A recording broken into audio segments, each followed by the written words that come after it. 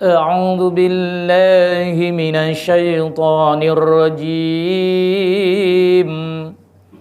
بسم الله الرحمن الرحيم. أستغفر الله العظيم. أستغفر الله العظيم. أستغفر الله العظيم الذي لا إله إلا هو الحي القيوم وأتوب إليه. اللهم صل على محمد وعلى آل محمد. اللهم صل على محمد وعلى آل محمد. اللهم صل على محمد وعلى آل محمد. أشهد أن لا إله إلا الله وأشهد أن محمد رسول الله. إلى حضرة النبي مصطفى رسول الله صلى الله عليه وسلم وعلى آله وأصحابه الكرام الفاتحة. أعوذ بالله من الشيطان الرجيم. بسم الله الرحمن الرحيم. الحمد لله رب العالمين الرحمن الرحيم مالك يوم الدين. إياك نعبد وإياك نستعين. اهدنا الصراط المستقيم صراط الذين أنعمت عليهم غير المغضوب عليهم ولا الضالين.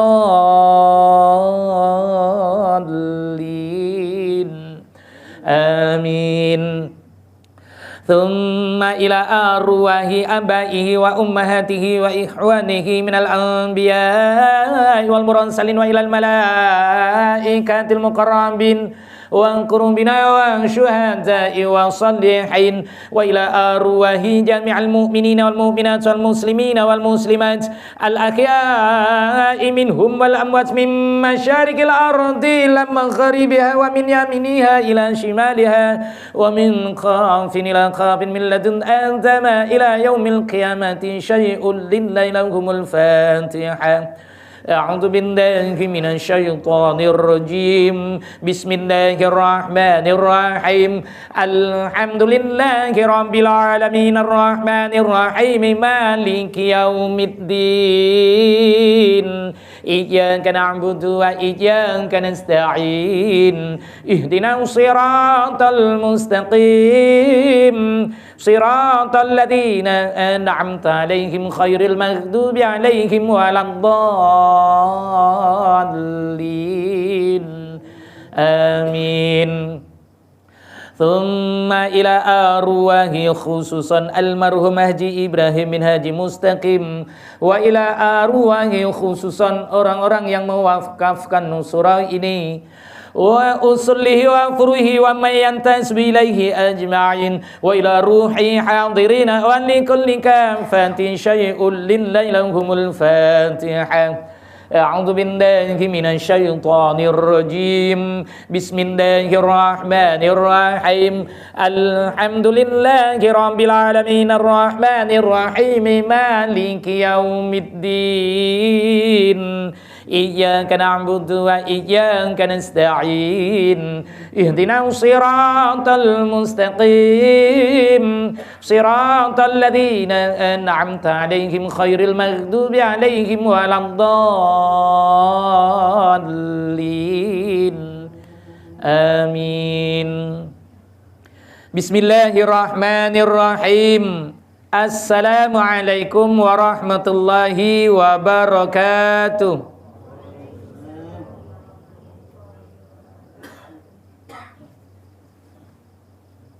Alhamdulillah. Alhamdulillahi qail ba'da a'udzu billahi minasy syaithanir rajim. Bismillahirrahmanirrahim. Thumma yatubullahu min ba'di dzalika ala man yasha. Wallahul azizul ghafur. Asyhadu an la ilaha illallah wahdahu la syarikalah wa asyhadu anna Muhammadan abduhu wa rasuluh sallallahu alaihi wa ala alihi wa ashabihi wa man tabi'ahum bi ihsanin ila yaumiddin. Rabbi shrah li sadri wa yassir li amri wahlul 'uqdatam min lisani yafqahu qawli.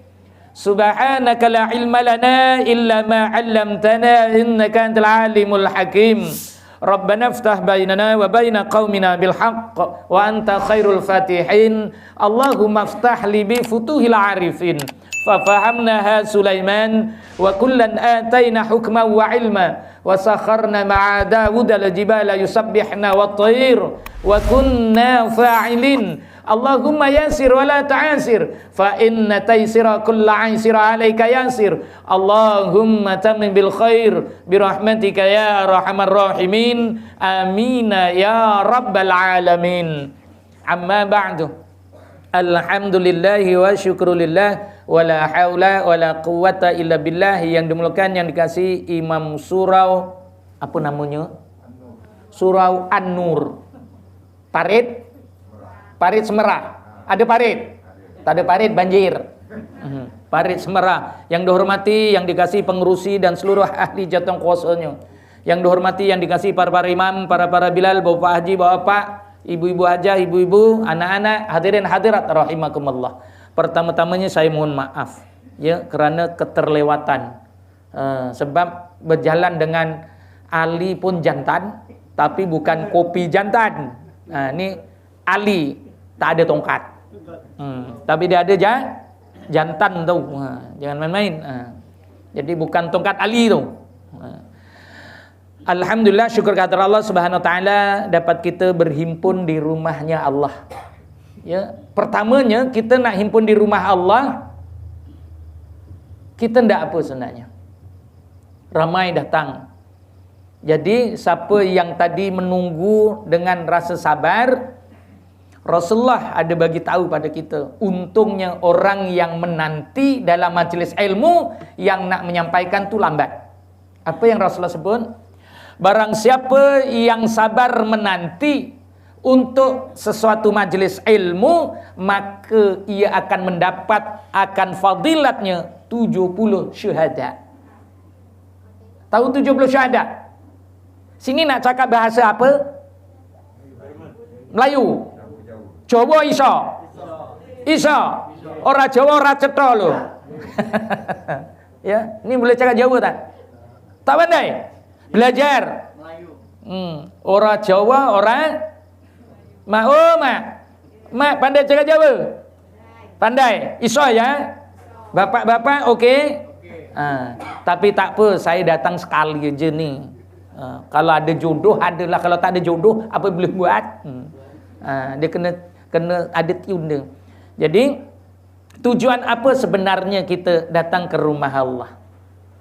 Ini yang nak perlu kita faham. Hidup kita ini, kita ndak apa sebenarnya? Saya tanyalah, hidup ndak apa? Macam mana nak buat reda Allah?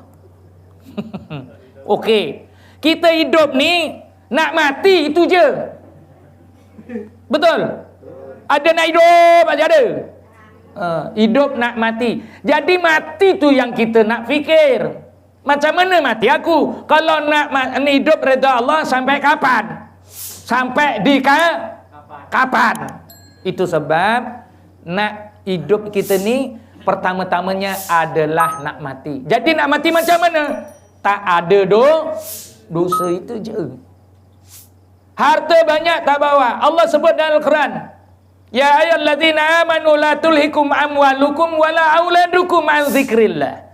Wahai orang yang beriman, jangan kamu jadikan harta kekayaan kamu, pangkat kedudukan, mau jadi YB, jadi menteri, jadi agung, jadi apa semua, dan juga anak keturunan kamu an dzikrillah, daripada kamu berzikir pada Allah. Wa may yaf'al dzalika fa ulaika humul khasirun. Kalau kamu buat macam itu, kamu adalah golongan rugi. Golongan rugi masuk mana, Mak?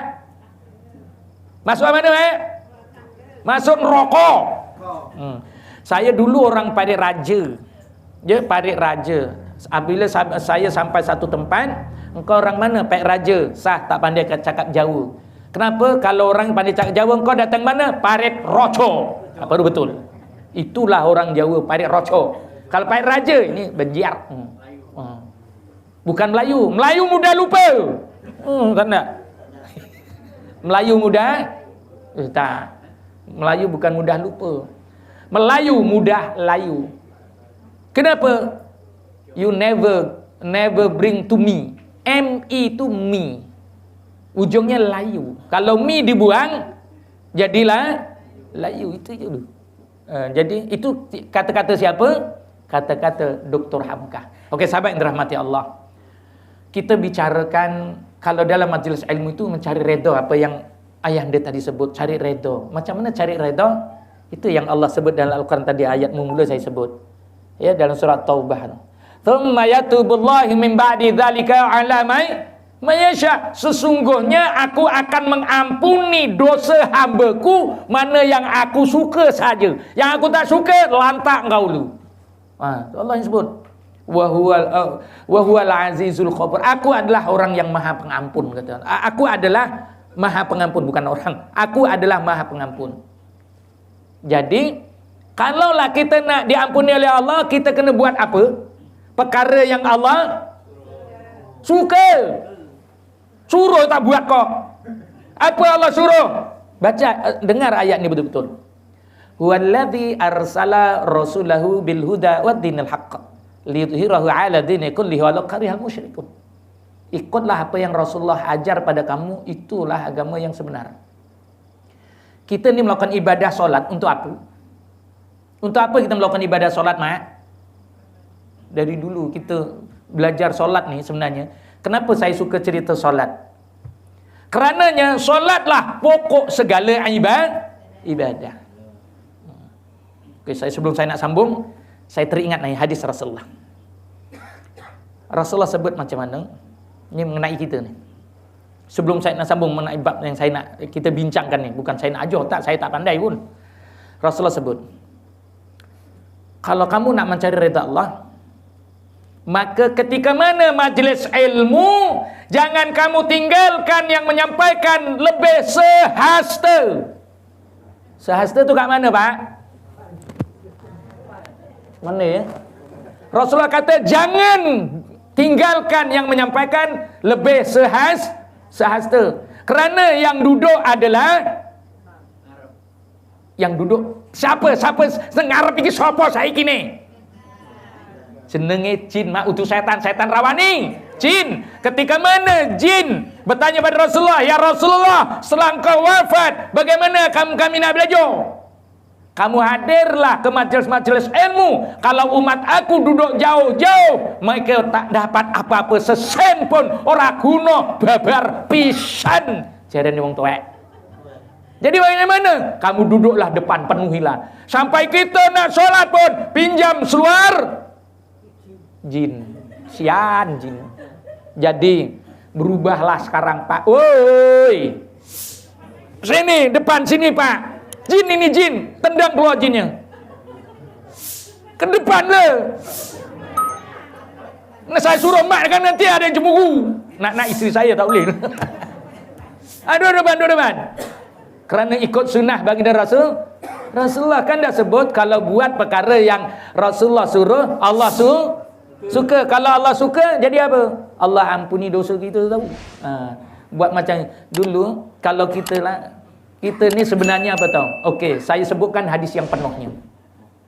Ketika mana majlis ilmu, jangan lakukan 4 perkara Rasulullah sebut. 4 perkara. Pertamanya saya dah sebut, jangan tinggalkan yang menyampaikan itu lebih daripada sehasta. Kerananya tidak ada orang yang solat berjamaah, makmumnya kat dinding-dinding sana ada ke? Tak ada. Mesti Rasulullah sebut juga antara imam dan makmum tidak lebih 3 hasta. Itu hadis daripada Imam Tirmizi. Ya. Jangan lebih 3 hasta. Lebih 3 hasta makruh. Apa maksud makruh? Apa yang didefinisikan makruh, Pak? Apa maksud makruh? Buat dapat pahala, tak buat dapat pahala. Betul ke ni? Tak, apa? Perkara makro itu Allah paling benci dengan kita, tahu tak? Benci. Kalau benci macam mana? Tak dapat duit tu. Bapak kita benci dengan kita, tak dapat benda. Kebun pun tak dapat. Iya, marah, benci dengan kebun tu.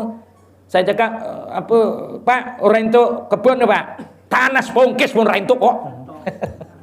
Tanah sepongkis pun rentuk tu. Saking benci. Jangan buat perkara yang Allah benci. Jadi, macam mana kita nak dapat redha? Ya, kita datang nak cari redha. Sebenarnya kita datang memohon ampun. Jadi bagaimana nak mohon ampun? Buat perkara yang Allah suka. Sudahkah kita buat Allah suka kat kita? Kita datang jumpa Allah, cakap dengan Allah ketika bila? Kita solat. Kita solat, Allah suka ke tak?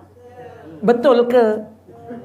Sedangkan Rasulullah dah bagi tahu, nak solat macam aku. Sallu kama ra'aitumuni usalli. Solat macam aku. Dah macam Rasulullah ke belum?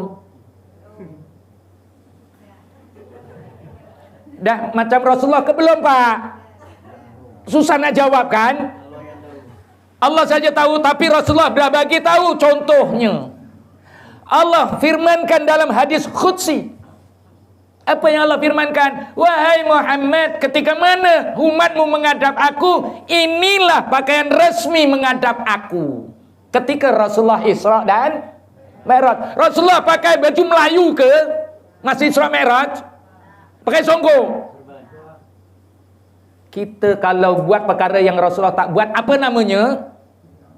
Apa namanya, Pak? Bid'ah.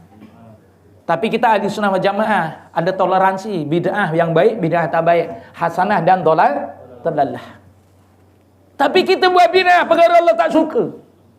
Allah dah cakap dah, Allah dah bagi tahu dah, wahai Muhammad, ketika mana umatmu menghadap aku, macam inilah dia menghadap aku. Maka Rasulullah pun sabdakan, sallu kama ra'aitumuni salli. Solat sebiji macam aku. Itu sebab, Ustaz, kita ni kan orang Melayu, pakai baju Melayu. Kita angkat orang Melayu. Persoalan saya satu je. Tunjukkan padaku, mana satu orang Melayu itu yang boleh jamin aku masuk surga. Nanti orang Melayu ni, nanti orang Jawa boleh jamin kita masuk surga. Ada tak? Ini berapa? Orang neng. Sengeneng sopo? Ya wong Arab kuwi lho. Orang Arab itulah yang boleh jamin kita masuk surga. Siapa orang Arab tu? Rasulullah. Jadi Rasulullah kata ikut aku. Kan Rasulullah 4 perkara yang dibawa menghadap Allah Subhanahu wa taala ketika mana salat.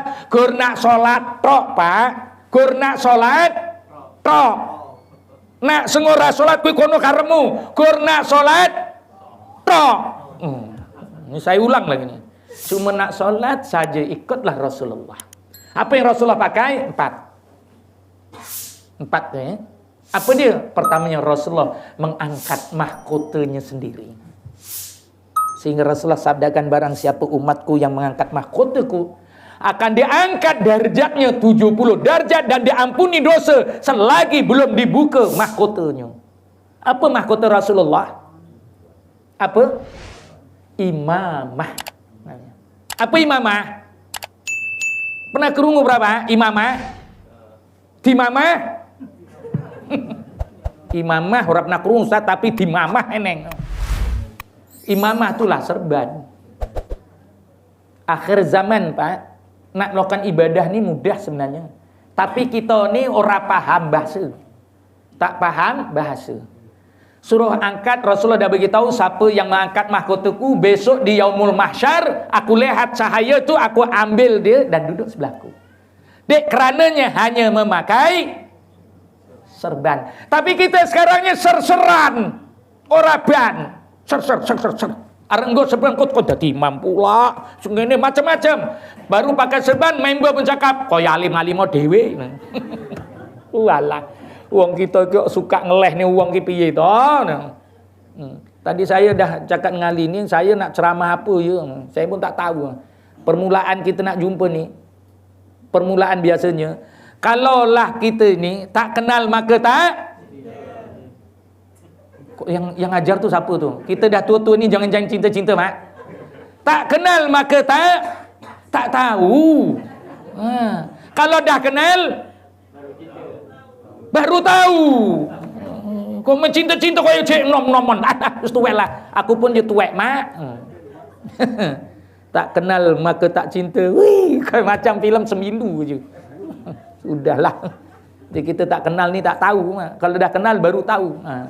Jadi 4 benda yang Rasulullah sebut ketika mana nak menghadap Allah ini tolong jaga betul-betul.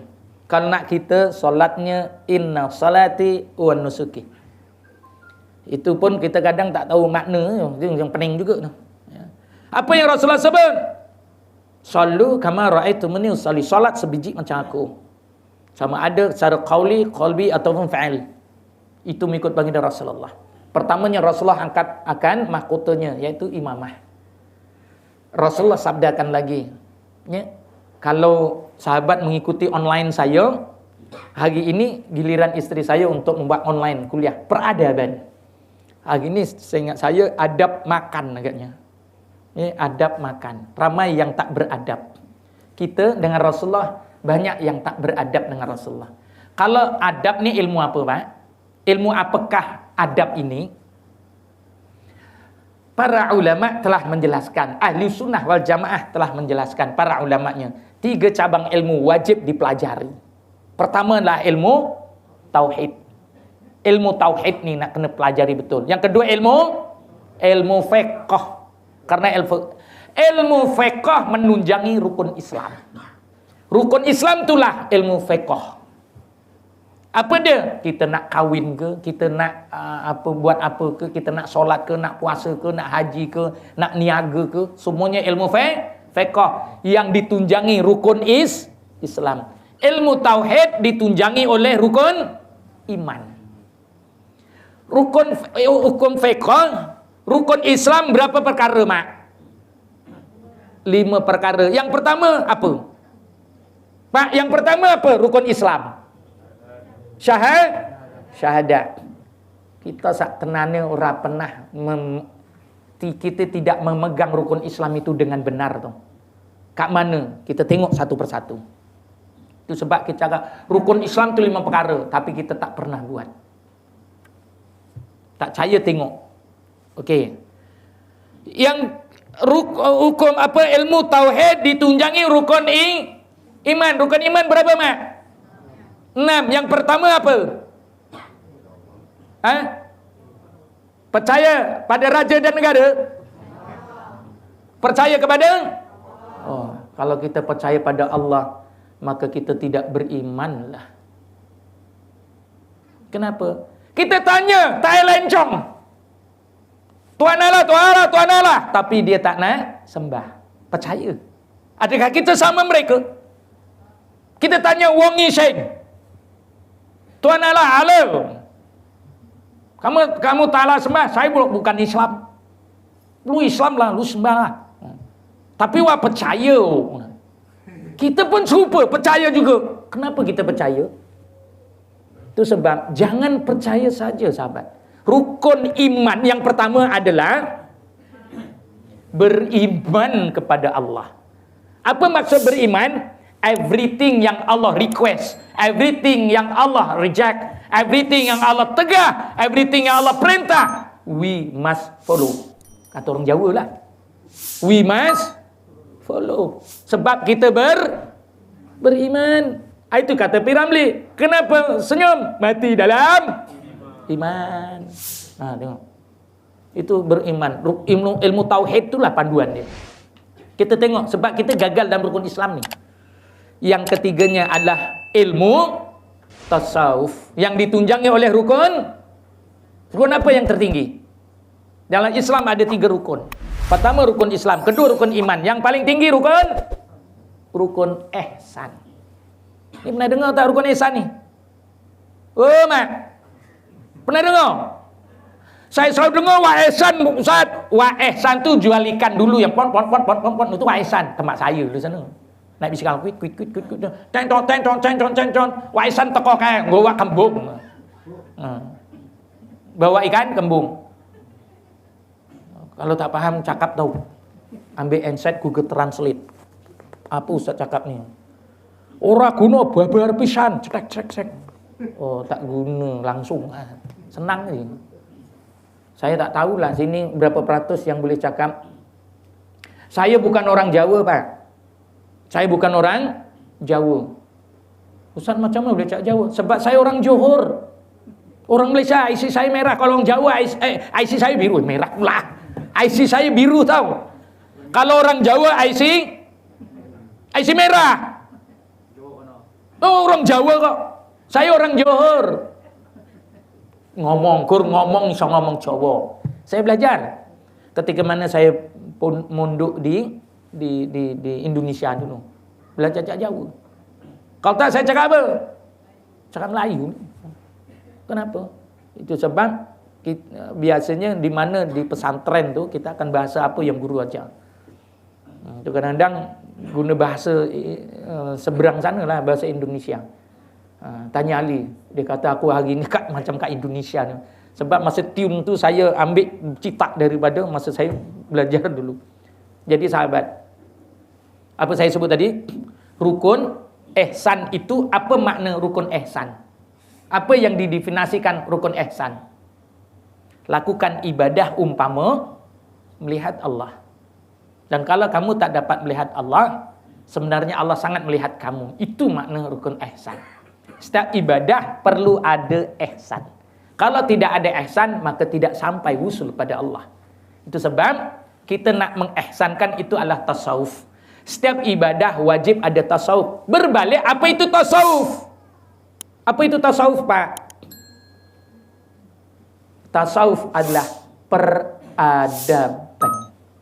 Adab. Kita ini kena jaga adab. Itulah tasawuf. Jadi, bagaimana solat itu nak diterima oleh Allah? Maka kita pun sebut inna salati wa nusuki. Makna dia apa? Maknanya apa tu? Inna salati wa nusuki. Solatku, ibadahku. Habis solat bukan ibadah. Itu sebab dalam tasawuf ditafsir bukan begitu. Dalam tasawuf disebut solatku adalah pintu segala ibadah. Kalau ibadah tak ada solat, bukan ibadah. Solat kalau tak ada zikirnya, bukan solat. Itu sebab disebut wanusuki. Bermaksud tasawufah. Bertasawuf. Solatku bertasawuf. Inna salati wanusuki. Lepas itu apa? Lepas tu wa mahyaya. Apa wa mahyaya? Dan hidupku. Tasawuf tadi disebut apa maknanya? Makna tasawuf apa? Peradaban. Hidupku beradab. Taklah aku hidup biadab. Itu maksudnya tadi. Dan wa mamati. Apa mamati? Dan matiku juga beradab. Tak ada orang mati itu dihuncal nih, dibungkus pun belit-belit uncalnya. Tak, kerana peradaban ada, maka dihormati dia. Mayat tadi dihormati. Dimandikan tak pakai ambil pipe tembak itu je macam basuh kereta, tak ada. Kerananya peradaban tadi tu, sebab wanusuki punya hal, maka dimandikan cara peradaban. Itu namanya tasawuf. Maka nak dikebumikan juga bertasawuf, tak ada dia. Weh siapa orang ni weh? Belum sodok, tak ada. Tapi penuh dengan peradaban. Kerana adab itu adalah tasawuf. Begitu juga kita nak menghadap Allah. Kalaulah kita menghadap yang di Pertuan Agong, punya riosolnya untuk ampun tuanku, untuk ampun tuanku. Bukannya terus gem nyapa gem, tak ada. Dia penuh peradaban. Tapi kita selalu dengan yang maha agung, kebiadaban kita terserlah. Kenapa? Tidak ada bicara dan apa-apa untuk kita menghadap Allah. Terus je usolli fardhu maghrib, Allahu Akbar. Ada yang lebih lagi biadab, menghina Rasulullah. Tak perasan ya. Orangnya hebat-hebat, kadang pakai sorban, pakai rida. Ketika nak solat, meletakkan rida di tempat sujud. Saya minta maaf. Ini yang paling menakutkan saya. Rida tu di mana letaknya? Kok diletak radah baik-baik pakai rida, kok sampai tempat sujud ditaruh tempat sujud tu kenapa? Itu menghina Rasulullah.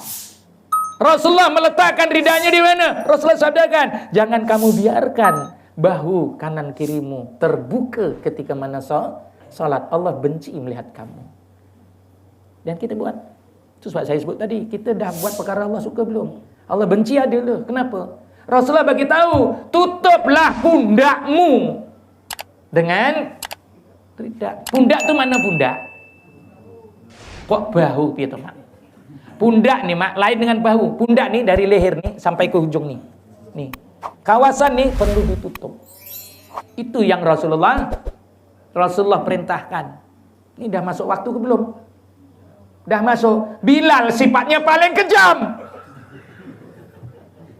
Tahu mana Bilal? Mesti ada perasaan paling kejam. Tahu paling kejam? Jangan paling kehengset, paling kejam. Dah azan tu, azan sekarang.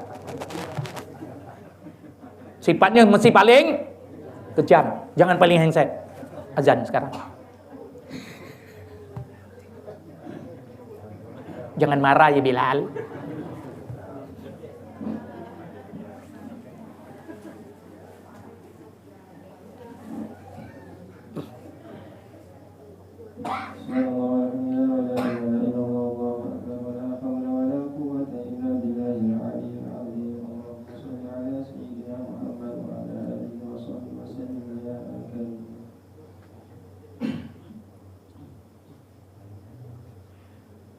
Allahu Akbar, Allahu Akbar.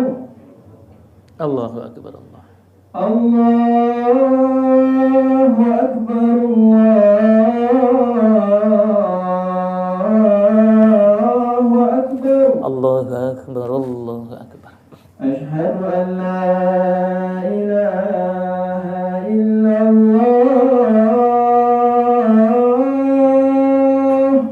Asyhadu an la ilaha illallah. Asyhadu an la ilaha illallah.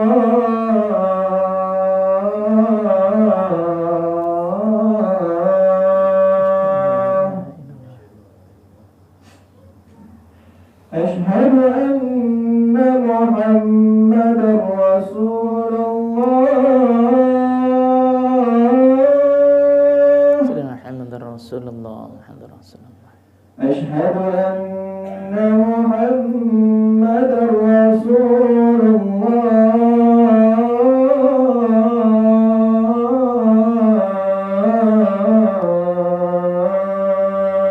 Muhammadur Rasulullah. Hayya 'alas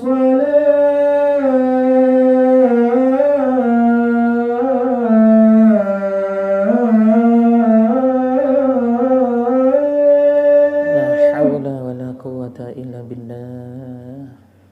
Hayya 'alas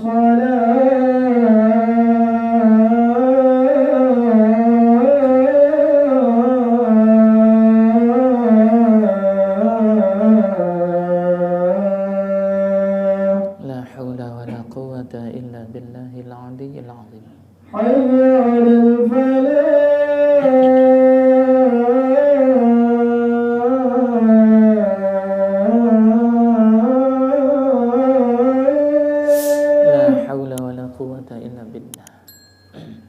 حي على الفلاح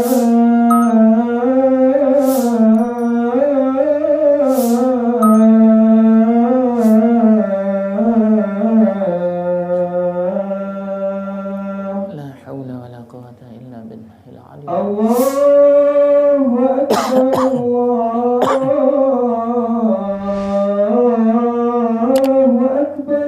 الله أكبر الله لا إله إلا الله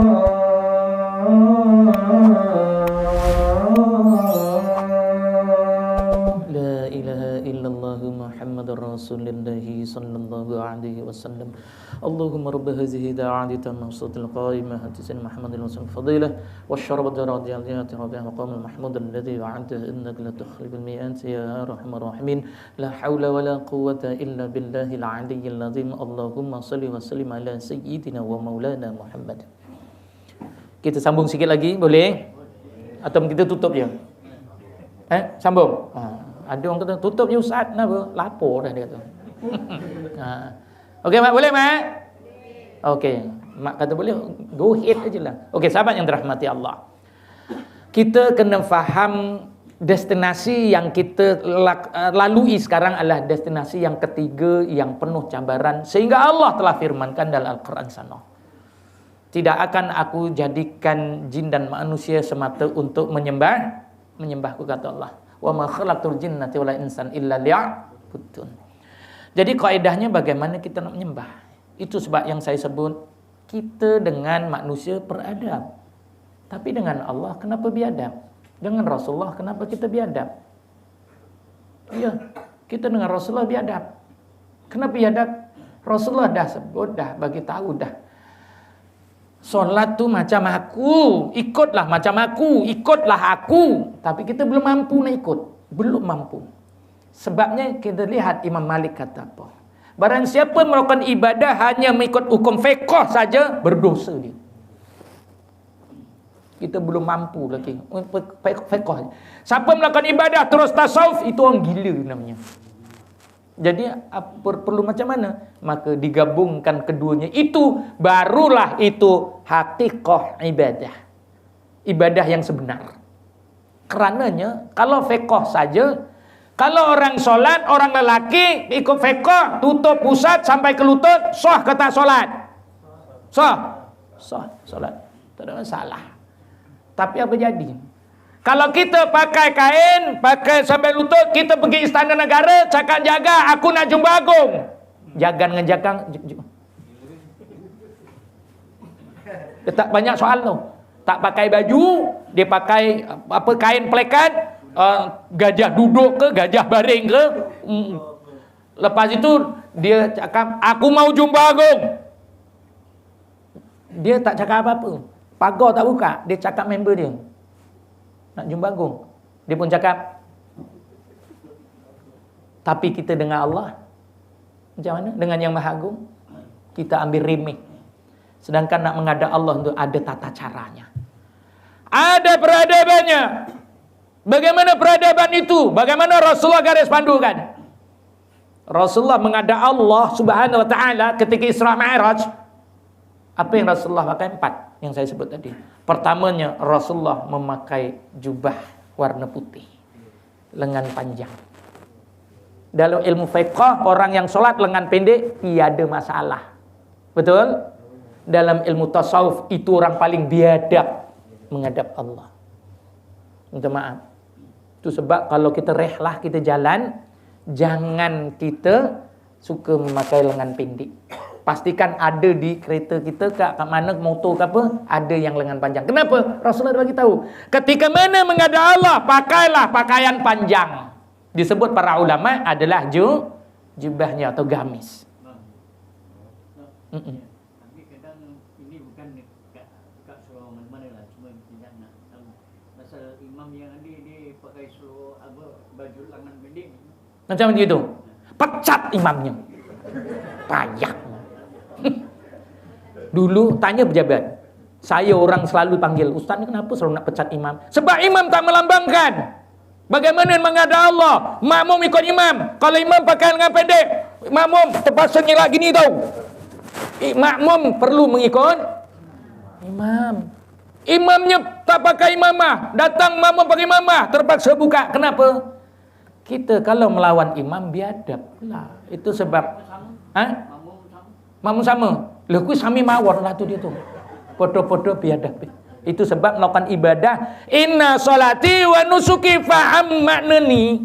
Baru kita tahu peradaban dengan Allah. Oh sedih loh beb. Saya tak payah banyak lah cerita. Ramai orang dah pakai serban cantik, tapi ridaknya terus diambil gini. Ya. Ada tak?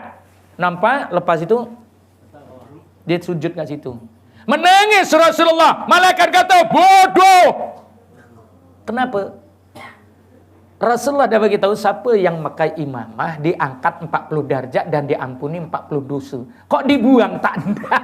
Kok goblok? Kenapa? Cuma meletakkan Sayyidina Abu Bakar As-Siddiq radhiyallahu anhu. Ketika mana jadi imam, dia terlupa membawa imamah. Apa yang dibuat? Tak nak jadi imam masalahnya. Tapi Amirul Mukminin kena jadi imam. Apa? Sayyidina Abu Bakar keluar masjid dah. Dia tengok unta.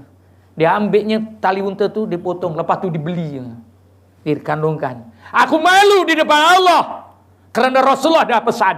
Di depan Allah, tutuplah bahu. Kalau aku tak tutup, bermaksud aku biadab dengan Rasulullah. Tapi kita buat syarat. Makin ditaruh kat bawah. Apa pun jadah hanya kita. Yang situ yang ditaruh kat bawah namanya apa? Apa namanya? Sejadah, bukan apa jadah. Marah saya tu. Ada satu tempat tu, semua sekali solat maghrib tu buku-buku semua taruh. Saya dah gigil lah. Ini dah naikkan darah aku ni. Dan solat saya macam biasa saya pendekkan. Saya minta maaf tuan-tuan. Kita ni biadab dengan Rasulullah, perasaan tahan. Semua terpingin mengapa biadab. Tak kira imamnya pun serupa. Kenapa taruh apa ni ridak kat bawah? Yang ajar siapa? Firaun ke apa? Rasulullah ajar macam mana? Tutuplah bahumu ketika menghadap Allah. Nak ngadap Allah. Rasulullah sujud atas pasir tau. Pasir. Kita ni kalau ada pasir, jawatan kuasa pemalas. Tai cecak tepi-tepi ni semua. Pemalas namanya. Ini rumah Allah, kita diamanahkan jaga tau. Kena jaga kesucian rumah Allah. Faham tak ni? Sampai ada orang sujud sampai ni pasir. Maksudnya apa? Tak bersih tu. Itu sebab dia taruh di bawah agaknya. Tapi bukan gitu cara Rasulullah. Tu yang pertamanya memakai baju panjang. Keduanya Rasulullah angkat. Barang siapa yang memakai jubah ketika solat, Allah angkat 60 darjat pada dirinya dan diampuni akan go jubah tok. Bukannya nak arep mening-mening tak pakai jubah, Allah dah angkat 60 darjat dah. Tapi kita tanda apa sal? Apa sal? Kalau kita tak sayang Rasulullah. Kalau kita sayang Rasulullah, contohlah ya, kita ni bercinta dengan makwa gitu. Makwa kita ni suka pakai handset Samsung. Kita ni dia kata, darling, I don't have the handphone. How to do? You suka pakai apa? I suka Samsung. Okay. Dia berusaha cari. This is a Samsung. Setan kepeng. Ini namanya setan kepeng. Sebabnya apa? Inilah kadang permusuhan, inilah kadang no. Itu sebab kita kena jaga setan kepeng ni. Orang buat fitnah ni senang aja pakai ni. Betul tak? Jaga isteri kita. Mana tahu dia WhatsApp boyfriend lama. Iya. Ustaz, saya minta tolong Ustaz. Isteri saya selalu WhatsApp dengan pak lama dia. Handsome ke tak handsome? Tak tahulah saya Ustaz. Engkau sayang lagi tak? Sayang. Titik dia. Masa itu sebab isteri, seorang suami ni fitnahnya isteri tu. Isteri kalau tidak menutup aurat secara syariat, suami dayus namanya. Itu sebab lelaki dayus mula dia nikah saja dah jadi dayus. Asalnya bujang tak ada dayus. Nikah je dengan isterinya dayus. Kenapa? Habis naik pelamin tak tutup aurat. Bukan tak boleh, dia haruskan, tapi nak kena syariatnya tengok. Dah tupai itu dong Ustaz, tapi menggigit mentol. Macam mana tu? Alah, yang tengok, kui pun. Astagfirullah. Faham kan? Menggigit mentol tu kan? Boleh menggigit mentol kuat loh, bukan ketat, kuat. Kalau ketat tu mungkin boleh. Ini kuat loh, menggigit mentol kan. Serang gue nak. Jadi menu sopo gini. Meletak. Masya Allah. Jaga yang ni. Kita jadi bapak, tolong jaga. Jadi bapak, tolong jaga. Kalau ada majlis walimatul urus, tanya lu. Engkau nak pakai apa? Penuhi syariat. Jangan mula pernikahan itu titik noda. Jangan. Sebab dulu saya nikah dengan isteri saya, Tak ada sanding-sanding, nama dia sanding. Siapa sanding-sanding? Habis macam mana nak sanding Ustaz? Nak tengok muka isteri. Tak tak tengok mata je, kedip-kedip mata je. Nampak mata je. Kenapa? Boleh datangkan fitnah. Jaga. Perempuan tolong tutup aurat secara syariat. Pakai tudung dah, kata nutup aurat, itu tutup urat. Kerana masih lagi menrol. Tolong jaga. Dah ada isteri? Dah ada isteri? Belum? Dah dalam pencarian? Dalam pencarian tak? Dalam? Dah ada? Oh dah ada, okey lah. Kalau belum ada boleh carikan. Jadi kita kalau nak menghadap Allah sahaja. Menghadap Allah. Selalu orang sebut, Ustaz ni, kita kan orang Melayu, angkatlah baju Melayu ke apa. Allah tak nak itu. Itu sebab Tengku Abdul Rahman tu pakai baju Melayu, pakai tanjak. Masa merdeka dia sebut apa? Masa merdeka dia sebut apa? Merdeka, kan? Tengku cakap apa?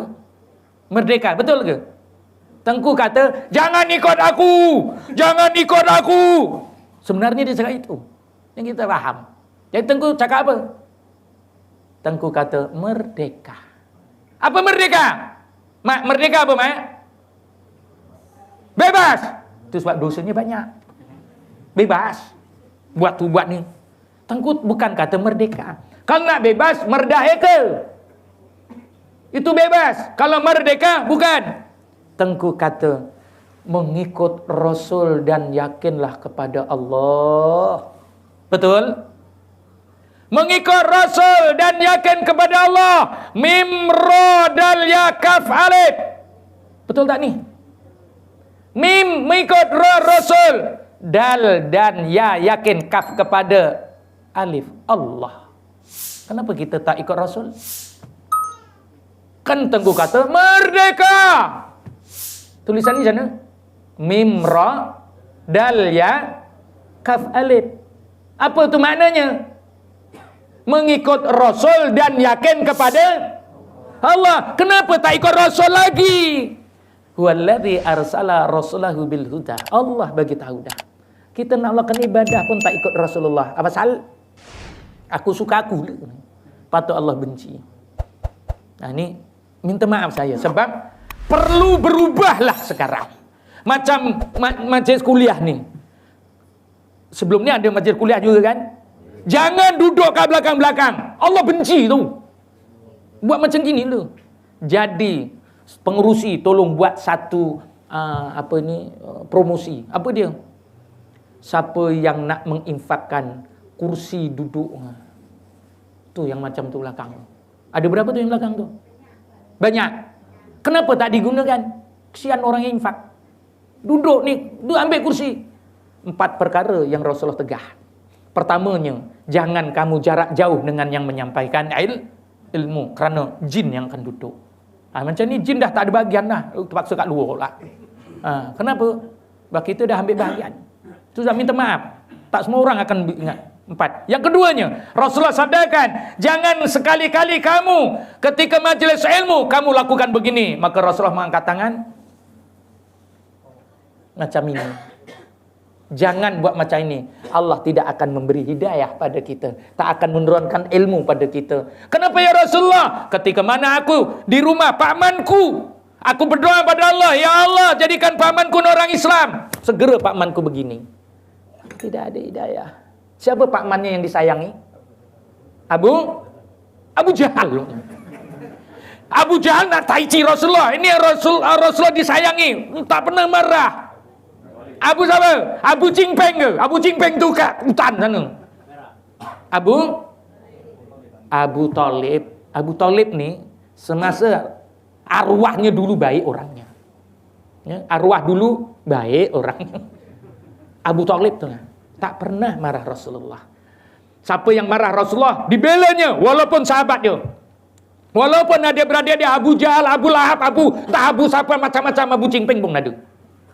Marah Rasulullah, dia marah tu, tak boleh. Rasulullah dijaga. Tapi Rasulullah minta dengan Allah, jadikanlah ia sebagai seorang Islam. Tiba-tiba Abu Abu Thalib macam gini, maka tak ada hidayah. Sehingga di akhir hayat Abu Thalib itu, wahai pamanku, berungkaplah aku bersaksi engkau orang Islam. Tapi dia mampunya apa? Ketap ketip reso popo. Kenapa? Barulah Allah selar baginda Rasulullah. Ya Muhammad, kamu menyampaikan, yang memberi hidayah aku, kata Allah. Maka tak boleh buat apa. Maka Rasulullah bermunajat pada Allah, kerana dia banyak jasa padaku, ya Allah, ringankan akan seksaannya besok di neraka. Maka diberi apa? Dikasih terompah. Tetapi kata Allah, walaupun beralas, otaknya menggelegak lagi, saking panasnya. Maka siapa-siapa yang ada khutbah Jumaat ke apa digini, lah itu spesial lah dengan Abu Thalib tu. Tak ada apa-apa. Tak percaya tanya, keluar je masjid, tadi khutbah apa? Macam tadi Jumaat semalam tadi Jumaat khutbah apa tajuknya? Tajuknya apa? Infak. Oh, nasib baik ingat tu. Ada orang ni keluar masjid tadi tajuknya apa? Alamak, aku lupa lah. Aku tidur. Dia tidur jawabannya. Aku tidur, tak ingat kamu dulu. Kalau kita ingat, maksudnya kita fokus. Itu sebab kalau dengar khutbah jangan macam ni. Yang dua, Rasulullah kata jangan macam ni. Selepas itu yang ketiga, Rasulullah kata jangan kamu lakukan sebegini kerana ini adalah anti-Islam. Kita kadang dengar macam ini. Ini apa? Inilah simbolnya Yahudi. Jangan buat macam ini. Kerana Allah tak akan bagi kita ilmu. Itu sebab kita doa kepada Allah. Yang memberi faham itu hanyalah Allah. Dan yang keempat, selalu kita buat, ini masalah. Tapi saya akan cakap. Rasulullah kata, ketika mana ilmu nak disampaikan, jangan kamu tutup arash. Ditanya, arash itu apa ya Rasulullah? Maka guru saya sebut. Rasulullah cakap Arab, guru saya cakap Jawa. Kita duduk ni, bawah ni namanya apa? Ni namanya apa? Bokong. Kata orang Melayu apa? Punggung. Naik lagi sikit apa namanya? Boyok. Namanya boyok. Naik lagi sikit apa? Kok watang apa buri tu watang? Watang ke ngarep. Semburi. Dua re boyok apa? Dua re boyok apa, Pak? Geger. Ngerti geger? Nah, ya geger belakang dulu. Orang Melayu agak belakang badan tau namanya. Begitu. Atas lagi apa? Kok pundak? Pundak. Iki sengkene, buri apa iki kene? Ketok. Katok apa ketok ke katok ngono lah. Aja batrok wis. Namanya ketok. Anak murid tanya, paling atas sekali apa Pak Guru? Deas muamoh ngono. Paling atas das. Jadi Rasulullah bagi tahu, jangan kamu tutupi aras. Di mana aras? Antara geger karo ketrok. Tengok sendirilah. Saya pun nak macam ni, antara geger karo ketrok. Kat situlah aras. Apa tujuan aras? Jangan kamu tutupi aras itu ketika mana ilmu nak disampaikan. Janganlah kamu menyandar dinding yang tak roboh. Kerana Allah tak akan memberi ilmu ketika itu. Pulaknya kalau majelis ilmu, dinding gebek kok. Betul ngene lo. Wah, ya nyelonjor. Tak ada ilmu Allah sampaikan. Wah, ini minta maaf saya. Kerana itu yang Rasulullah bagi tahu. Maka dan itu sebab kalau kita jadi cikgu, anak murid kita ditanya nyenden ngono. Kuweplak lo rasanya harapan. Kurang ajar namanya, biadab. Itulah kebiadaban kita dengan ilmu. Menyandarkan itu sebab saya suruh ke depan. Tuh kursi yang ada tuh gunakan kalau nak duduk kursi macam itu. Sebab kursi itu tak sampai ke geger. Kursi itu sampai neng boyok wae. Orang antara geger dengan apa getrok. Tak saya buat lo. Itu sebab infakkan supaya majelis ilmu. Pak Imam, kalau majelis semua orang pertama depan, ini tak Pak Imamnya belakang kat bilik air. Kenapa? Aku mudah terkencing. Diikat aja Pak Imam. Ketika majlis ilmu membelakang, bahaya nih man. Patutnya majlis ilmu, wahai sahabatku duduk depan sini. Macam kita salat berjamaah tadi, majlis ilmu kita buat macam gini. Inilah perkara yang Allah sangat cintai. Allah suka benar macam ni. Itu sebab tsumma yatubullahi min ba'di dzalika 'ala may yasha. Aku akan ampuni hamba-hambaku mana yang aku suka je. Aku tengok majlis suka, aku ampuni dosa dia. Tak nak dia ampun dosa ke? Kenapa tak amin? Aduh. Dia ampun dosa, amin. Gitulah. Kan Rasulullah dah ajar, perkara baik kita perlu amin. Lah ya gitulah. Alah, hai. Penat aja saya cakap nanti kang. Tak ada minta dengan Allah Ta'ala. Moga kita diampuni dosa kita. Amin. Alhamdulillah. Lah gitulah, barulah kita Allah dengar. Dan memang Allah Maha dengar. Apabila majlis ilmu ni para malaikat rahmat ni turun tahu. Tengok je, amin, dia pun angkat. Semua kata amin, ya Allah, minta keampunan padamu. Aku ampuni sebab aku suka majlis tu. Kita ni kadang-kadang dalam majlis ilmu pun tak faham peradaban majlis ilmu. Ini yang masalah ni. Minta maaf, ngapura puluh katrah tak. Banyak cerita. Nah, bodoh-bodoh Pak ya. Ya kan sami mawon. Sebabnya apa? Dalam majlis ilmu inilah peluang kita memohon keampunan pada Allah. Bukan kita tengok, bukan hanya majlis ilmu, tapi dalam solat berjamaah juga adalah masa memohon keampunan. Bukan majlis ilmu, tapi majlis ilmu tinggi lagi loh. Sebab siapa yang duduk dalam majlis ilmu, Allah anugerahkan pada dirinya 1000 rakaat solat sunat. Dapat dah.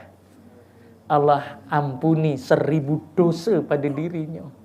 Allah angkat darjatnya 1000 darjat pada dirinya. 3 ni. Itu sebab kena datang majlis ilmu selalu. Barulah kita baru kita tahu. Itu sebab hidup kita nak apa? Hidup nak mati. Mati bawa apa? Tak nak bawa apa-apa. Cuma nak diampuni dosa. Kalau nak bawa amal, belum tahu lagi ngumal ngamal. Tapi cuma minta mati tak ada dosa itu je. Amal kita ni orang solat pun belum tahu sah tahu. Buat perkara selalu batal yang kita tak tahu. Suruh ngaji tak ada. Solat pun tak pernah berjawab. Itu sebab dah pukul 8.30.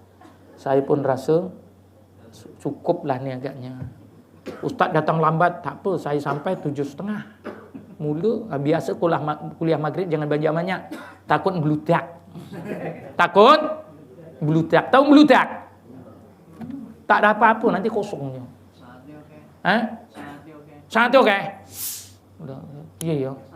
Dia santai okey, tapi uang jamis siji kok. Piye yo.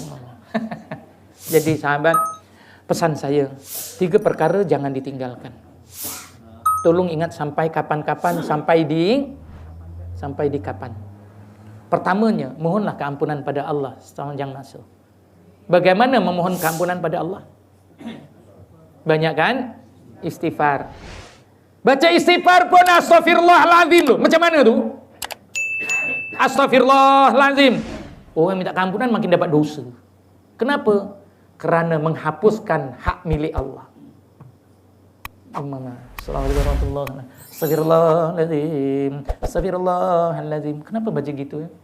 Pelik lagi, astaga. Pelik lagi, astagfirullahaladzim. Tengok filem Sentrion. Sentrion tahu Sentrion? Film Indon, astaga. Kalau ada pelakon Indonesia astaga, dia tu orang Kristian tahu. Orang Kristian disebutnya astaga. Kita pun ngikut. Astaga, das mono. Berdosa kita tahu. Alif sinta ghin fara, alif lam lam ha. Di mana keampunan Allah dalam kalimat istighfar? Di mana keampunan Allah dalam kalimat istighfar itu? Kita mohon tapi tak tahu. Itu kita dah nak mohon BRIM. Borang dah betul tapi salah tulis. Dapat gak? Tak dapat. Kerana istighfar adalah permohonan ampun. Lulus ke belum? Belum tahu. Salah isi astaghfirullahaladzim. Jadi ditanya, di manakah keampunan Allah dalam kalimat istighfar?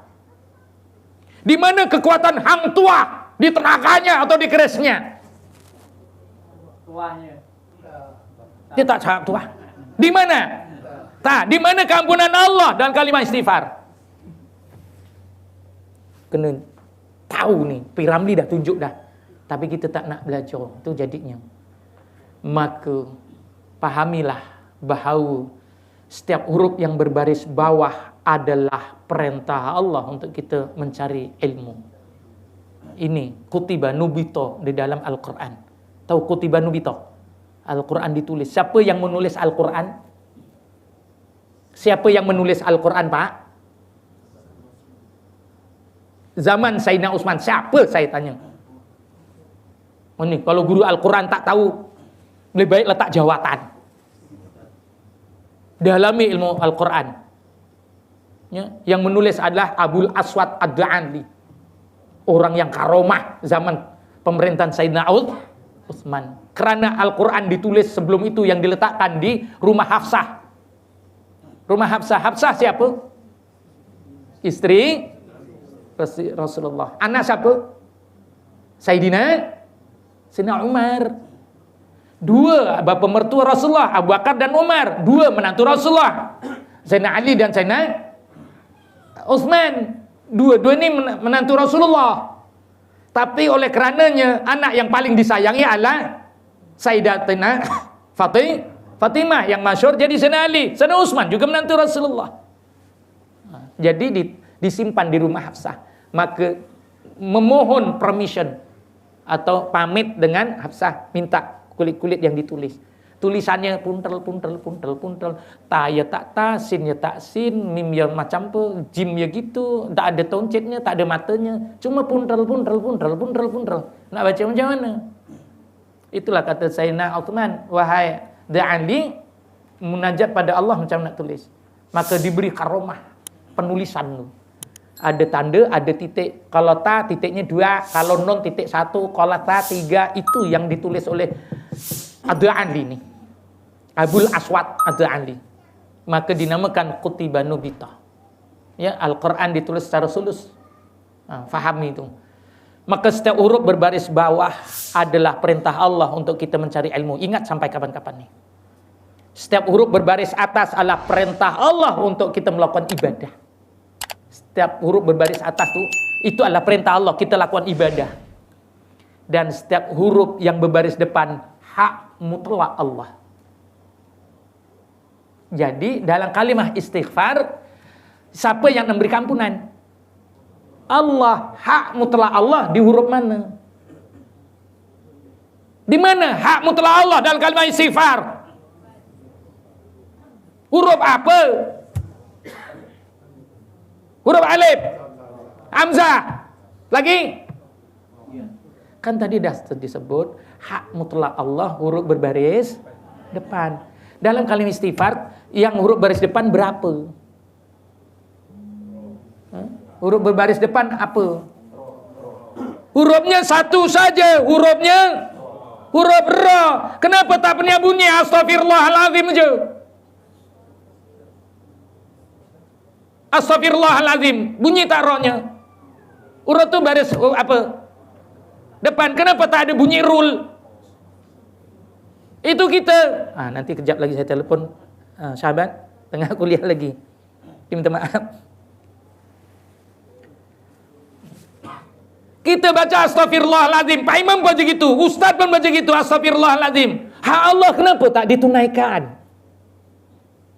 Kena bacalah astaghfirul. Jangan fir. Fa bawah fi aja. Mana fir? Berdosa tau. Fir, astaghfirullahalazim. Kok fir ki piye to? Bunyinya astaghfirullah. Yang asta tu kenapa asta? Ada huruf ta ke? Astaghfirullah. Kok ta ki piye? Hurufnya apa? Ta. Kenapa jadi ta? Wong Jawa menggani kuwi kerjane ditoto-to. 3 kali sebut tau. Tapi makna yang berbeda, betul?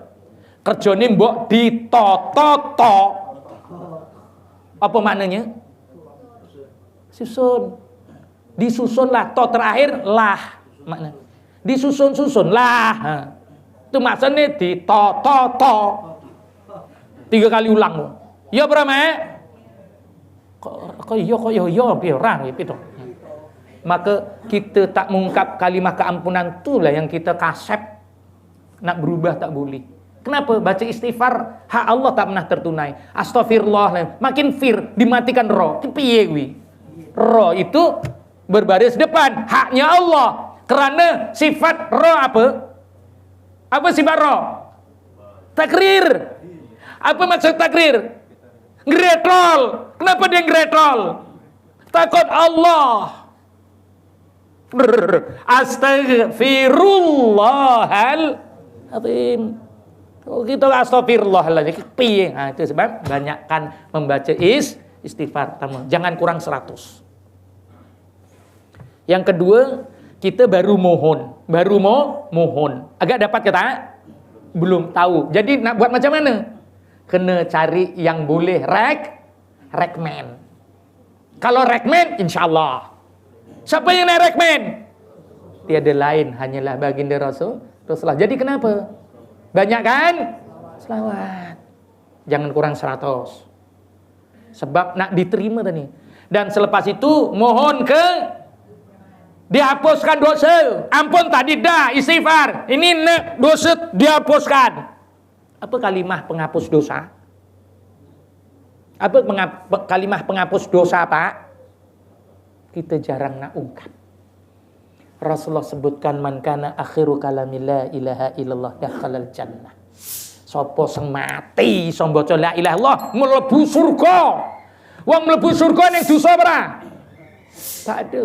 Itulah buktinya. Kalimah la ilaha illallah penghapus dosa. Sehingga Allah firmankan fa'lam annahu la ilaha illallah wastaghfir. Siapa pahamilah, ketahuilah wahai manusia. Bacalah la ilaha illallah itu keampunanku. Udah kita ungkap. Dah ungkap belum hari ini? Dah dapat 1000 belum? Macam mana dosa kita ya? Kalau nak dosa kita digosok, dosa tu umpama bolot lah. Tahu bolot? Saya pun dah lama tak sebut perkataan bolot tahu. Daki. Ada bahasanya. Daki boleh hilang ke? Kurang-kurangnya sampai bros lantai itu yang dawai. Ya ulang-ulang loh. Barulah, kilat mancar. Ke putih, barulah teh. Itu sudah tak ada. Kenapa? Kerana la ilaha illallah. Nih, 3 nih. Hidupkan, gunakan setan gepeng nih. Allah firmankan dalam Al-Quran, ya ayyuhalladzina amanu. Ya ayyuhalladzina amanu. Ya ayyuhalladzina amanu ku anfusakum wa ahlikum nara. Apa maknanya tu? Wahai orang beriman, jagalah diri kamu dan keluarga kamu. Jadikan setan gepeng nih. Kalau ada bini 2, tulis bini 2 sini. Wujudkan grup WhatsApp untuk 3 benda tu. Tanya, darling pertama dah baca istighfar belum? Belum bang. Baca 100. Dah tanda right. Wujudkan grup. Alung dah baca? Alung mak tua dah baca belum? Alung mak muda dah ke belum? Kalau bini lebih 2. Kalau tak ada jangan buat. Bahaya tu. Grup WhatsApp family. My family berzikir. Buat. Jangan tak buat. Nak kita jadi bapak ni. Itu sebab kalau sebentar ya. Assalamualaikum bos. Tengah kuliah lagi. Kejap lagi. Kuliah di Semerah. Allah ora pocik nang dunia. Okey. Enggak kejap lagi nanti kon. Okey. Ini timbalan saya. Timbalan setiausaha duduknya di Pontian. Jadi hidupkan grup WhatsApp My Family berzikir. Kita nak masuk surga sama-sama kan mak ya? Tanya suami, bang kita nak bawa abang ke mana? Bawa ke surga macam mana? Berzikirlah, karenanya zikir itu mendekatkan diri pada Allah. Wujudkan grup. Anak pertama, anak kedua, ketiga. Ada 10 anak, ya 10 nama. Tam, kau dah baca ke belum Tam? Belum, baca cepat. Ni dah pukul berapa ni? Jadi bapaknya mengawasi. Sebabnya dibawa masuk ke surga. Nak masuk surga walaupun sebesar zarah dosa tak nak. Cara macam mana? Kalimah pembersihan tadi wajib dibaca. Itu sebab sehingga Rasulullah sabdakan, zikir yang paling afdal adalah afdalu zikri fa'alam annahu la ilallah. Kenapa kita tak nak? Rasulullah kata ini yang paling afdal. Kita cari yang lain lagi. Apa sal kita cari yang lain? Nak baca subhanallah kononnya, tapi bunyinya 19. Sembilan belas. Dah 3. Tapi 19 ke subhanallah tau gue. Ada bukan tak ada? Ada. Semua. Ini 19 ke subhanallah. Pun confused. Tahu tak nak baca subhanallah macam mana?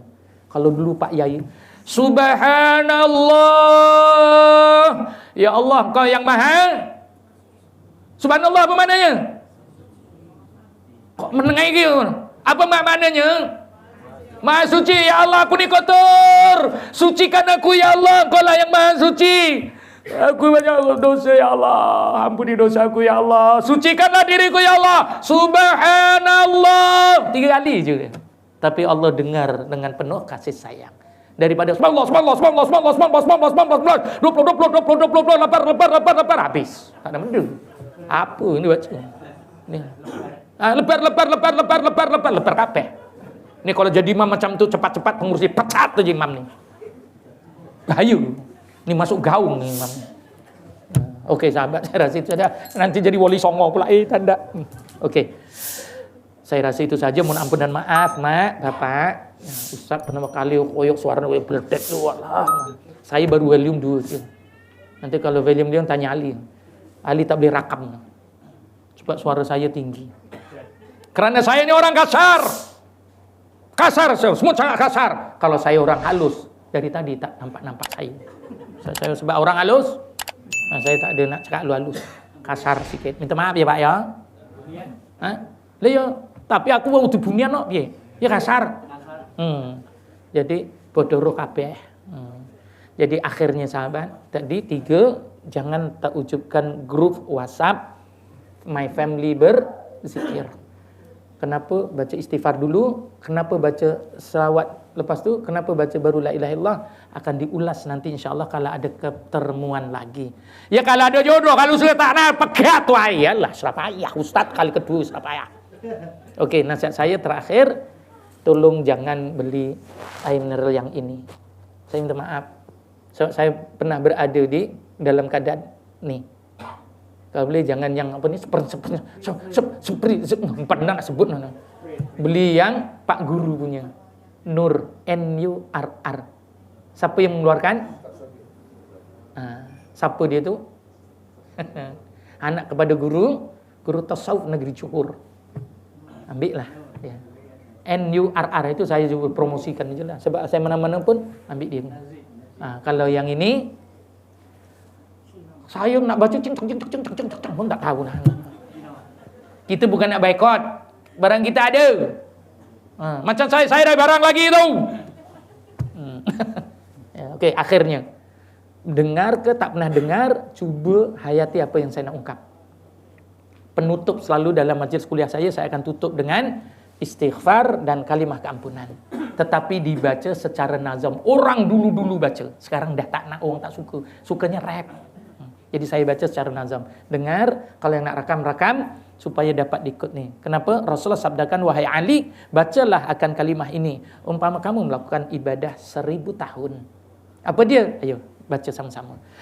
Bismillahirrahmanirrahim.